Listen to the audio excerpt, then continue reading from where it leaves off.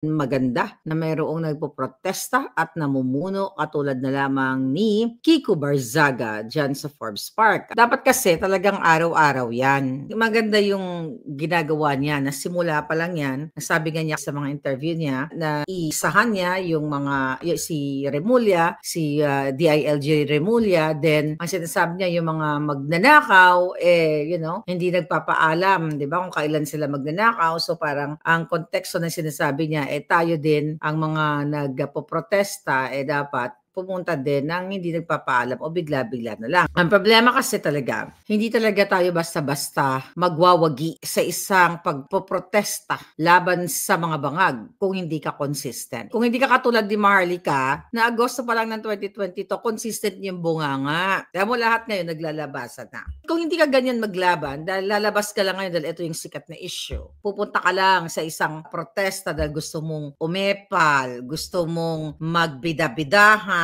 magjutang-jutang ginenahan, hindi ka mananalo kasi everything in this world, tandaan nyo, consistency. You have to be consistent sa iyong laban. Hindi po pwede ngayong hapon lalaban ako, bukas hindi na ako lalaban kasi natakot na ako. Hindi ganoon. Hindi natin basta-basta mapapatumba ang mga kawatan sa gobyernong ito kung hindi ka consistent. Kaya dapat si Kiko, which is Kiko Barzaga right now, he is very consistent when it comes to paghuhubad o pagtatalop sa mga bangag. Kayo, 2015 na nandito sa akin, consistent ang laban ko para sa inyo. Balikan uli natin. Simula sa Balikbayan Box, sa Tanimbala, sa lahat ng mga kadyotahan nila. Kasi hodang si Noynoy Aquino ang presidente, si Pangulong Duterte ang presidente, and now si Bangag na dati ko sinuportahan. Consistent ang laban natin. Dapat consistent ka na kapag demonyo ang sinuportahan mo, ligwakin mo kagad. Dahil hindi yan ang panindigan mo. Kung talagang gusto mo ng laban, eto bibigyan ko kayo, ilalatag ko sa inyo. If you're really matapang, mamili ka tapang sa paninindigan o yung tapang mo sa dahas. Diba? Kasi ng panahon natin, ng panahon ni Bonifacio, ibang istorya yon. Ibang istorya ang panahon ng ating mga kanunuan. Ang istorya kasi sa Pilipinas, ganito. Gusto mo talaga yung boses mo. Dahil sinasabi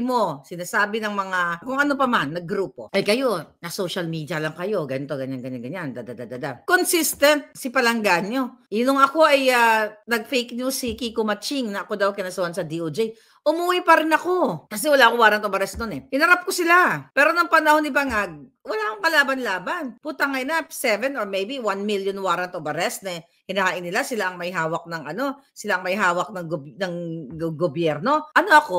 Tanga ka lang kung uuwi ka na nakita mo na anuhin ka na, liputon ka na sa Ilonggo, na alam mo na nakaabang sa iyo ang mga buhaya, ipapakain ka. Tanga ka talaga kung ikaw ay papasok sa isang hawla ng mga buhaya. Nung nilaban ko kayo noong 2015, pagsimula sa Balikbayan Box, hindi ko inalintan na kung papatayin ako nung nakaraang gobyerno, which is,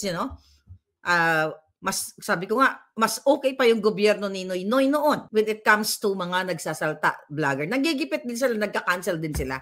Pero hindi sila nagre-resort katulad nitong Bangag administration na to na pumapatay talaga sila katulad ni Percy Lapid.